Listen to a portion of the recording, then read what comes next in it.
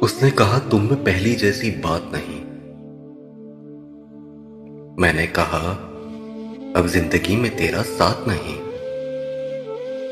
उसने पूछा क्या आप भी किसी की आंखों में डूब जाते हो। मैंने कहा अब किसी और की आंखों में वो बात नहीं। उसने पूछा क्यों इतना टूट कर चाहा मुझे। मैंने कहा इंसान हूं, मुझ में पत्थरों जैसी बात नहीं। उसने पूछा क्या मैं बेवफा हूं। मैंने कहा अब मुझे वफा की तलाश नहीं। उसने कहा भूल जाओ मुझे। उसने कहा भूल जाओ मुझे।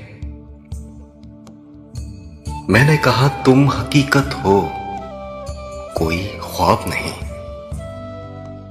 मैंने कहा तुम हकीकत हो, कोई ख्वाब नहीं।